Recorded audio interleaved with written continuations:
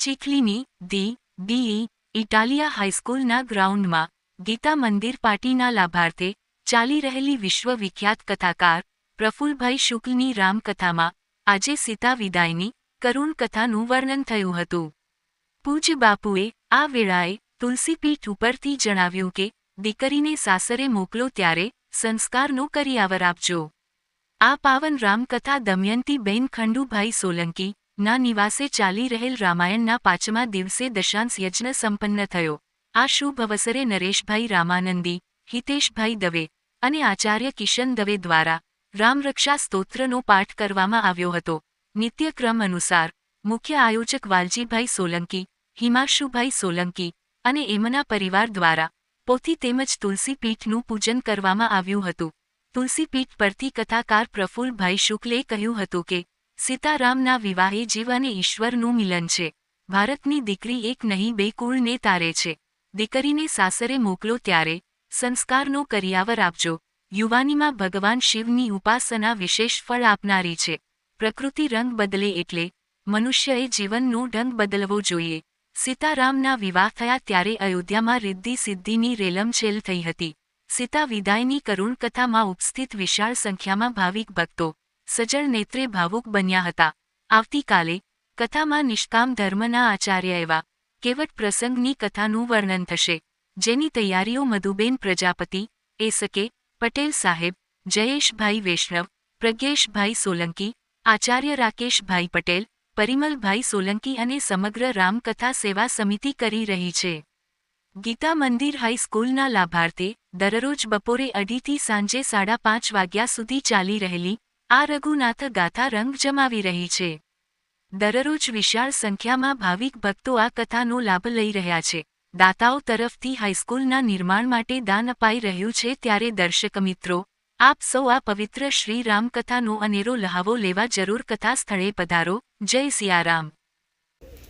જે રામેશ્વર દર્શન કરે તે કરું તજમાં લોક સીધા એમ રામ બોલ્યા છે. રામેશ્વરની પૂજા કરે અને કથામાં તો એને રામેશ્વર યાત્રાનું ફળ મળે છે. બીજું કે આપણે જે બહેનોએ 16 સોમવાર કર્યા હોય ને, 16 સોમવાર કર્યા છે ને, પાખરિયા સોમવાર, સાકરિયા સોમવાર, આડા સોમવાર, ઉભા સોમવાર, બેઠા સોમવાર, કેટલા સોમવાર, અને એ 16 સોમવારની પૂર્ણાવતી કઈ 16 સોમવારનું વ્રત પૂરું ક્યારે થાય? તો કહે જ્યારે રામેશ્વર પૂજા કરવામાં આવે તો 16 સોમવારના વ્રતની પૂર્ણાવતી થાય, એમ શિવ પુરાણમાં વર્ણન છે. એટલે ખૂબ આનંદથી આપણે બધાએ સહભાગી થવાનું છે. આ કથાના માધ્યમથી હિન્દુ સંસ્કૃતિ, સનાતન સંસ્કૃતિ, આ સનાતનીઓનો દેશ છે. આ માઇકલ જેક્સનનો દેશ નથી, આ મહાવીર હનુમાનનો દેશ છે. અને આપણી સંસ્કૃતિમાં તમારા બાળકોને, તમારી આવનારી પેઢીને કથામાં મોટી ઉંમરના જ ભેગા થયા કરે એવું નહીં ચાલે. જુવાનીઓને લાવો, નવી પેઢીને લાવો. આપણે તો એવું બને સાસુ બહુ ઘરમાં રહેતા હોય તો સાસુ કથામાં જાય ને બહુ ટીવી આગળ બેસી જાય. એમ નહીં ચાલે. એને કહેવાનું આપી ચલો કથાને, કથા બાર નહીં આપીએ. હા, ખૂબ સુંદર કાલે પ્રસંગ જોયો સીતારામ વિવાહનો. અમારે જયેશભાઈ વૈષ્ણવ રાજસ્થાનની બારાત લઈ ગયા છે, બાળમેર છે.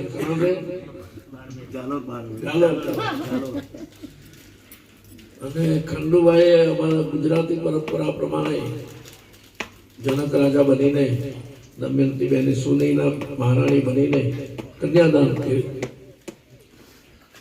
એટલે ખૂબ સાચવા છે. ઠંડુ ગરમ બધું પાયેલું ને.